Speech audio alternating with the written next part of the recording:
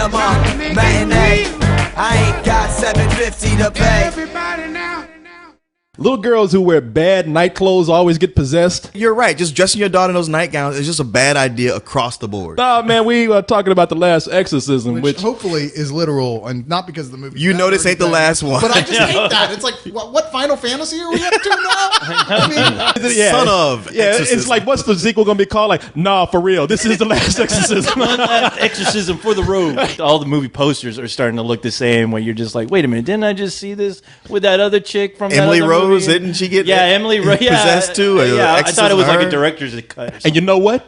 She had that gown on. Yeah. It's something about them gowns. Demons look at that and they be like, honey, that's good. I'm about to get up all in that girl. Where did you get that from? I simply have to have it. Who's the girl in this one? I mean, we had Reagan, we had Emily Rose. Yeah, she does have one of those southern names that say, "Yeah, you are trouble." It was it Nell? Nell Carter. The actress is Ashley Bell who plays her, but. This is what I really enjoyed about this film. There's an actor in here named Patrick Fabian. He plays a character called Cotton Marcus. And, you know, one of those southern pastors, all very charismatic. He's great in this role. He was carrying the movie himself throughout that first, third. His profession is probably more of a business to him than him actually believing in God or anything having to do with religion or faith. Well, he looks at his job like he's selling vacuum cleaners, really. Yeah. Selling these people that doesn't work. Basically, they're just con men. They're snake oil salesmen. Yeah. And so he's decided that this is going to be the last exorcism. That he's going to find one, and he's going to go there with a documentary film crew, and he's going to show all the tricks he uses and that every exorcist uses to convince these people this is really going on. That's what I loved about this film. It really is a character piece about this man who you really kind of have mixed feelings about.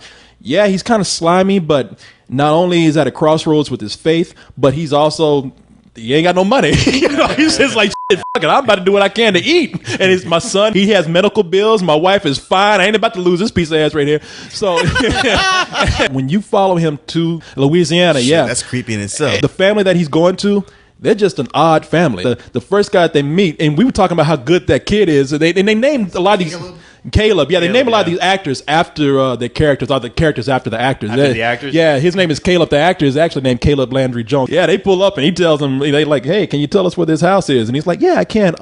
What you do is you make a U-turn and get the fuck out of here. Good dude. You guys making a movie? A documentary, actually. How's it going? Good. I like documentaries. Oh, cool. Oh, good. We're looking for the Sweetser Farm. Can you help What's us? your name? Reverend Cotton Marcus. Nice to meet you. Nice to meet you, too. The Sweetser Farm, please? Yours? I'm Reese. This is Daniel. Hey. Sorry, we're just a little behind schedule, so. No problem. The Sweetser Farm, please. Right, we're going the wrong direction. You want to make a U-turn, actually. Okay. You want to take this road, go straight. You see things you already seen before, keep on going.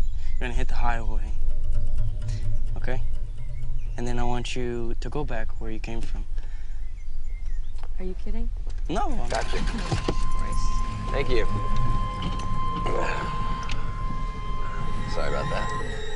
Whoa, what? Jeez.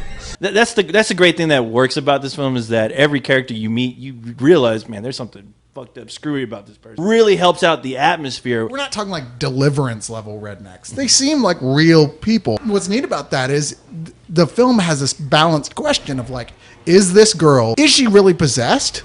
Or is she just fucked up by all the shit in this family and the people around her? Just making her very schizophrenic, or if she's possessed by the devil. Either way it goes, this guy has gotten way over his head. I'm real observant of the documentary style of filmmaking. At first, it's very convincing, but as the movie goes along, technically you start to see, oh, well, wait a minute, they have a 2-camera setup here where it would have been just 1 camera. They're not careful enough with that because if that's your premise, if it's found footage, then it's real important that you stick within that. I actually liked it, only for the fact that I know this movie isn't going to turn off a lot of people who actually don't like those movies because of that. So should I watch the first hour of it and then leave? Well, let me tell you about that ending. I mean, it does turn into almost to a T to see this movie do something so different for the first 2/3 and then at the very end go out the way it did is really disappointing. I hated that ending. It's such a generic, like, wow, we've been through this so many times. Yeah. Already. It's not embarrassingly bad. It's mainly just bad decision making, worse than being filmed badly. It's not like the chick you're with. You find out like as soon as you get into bed, she has a penis. Nothing like that. I mean, I really do like the movie enough to where I hate that ending, but it doesn't take away anything that I loved about what I saw of it before. So I would give it a matinee. It's a high matinee. I mean, this would have been easily a full price if it wasn't for the fact that it goes so terribly wrong at the end. I'm giving it matinee only because the ending did kind of ruin the movie for me. What was the girl's name? Because I thought Ashley Bell. Okay, Ashley Bell. She did a fucking fantastic job in this film. They cast the right actress for this because she's not doing anything but sitting on a bed, and you see her eyes. They are just so fucking crazy looking. It looks like there's something fucking seriously wrong with this girl, and nobody should be in the room with her. They give you what you want to see in a possessed chick. I mean, the bitch is possessed by the demon of Pilates because she got that old bitch all backwards and forwards. And there's one part where her face turns like Don Knotts or something. That's the first time. If you ever wondered what a possessed pretzel looked like, then go see that movie. Try to make it real.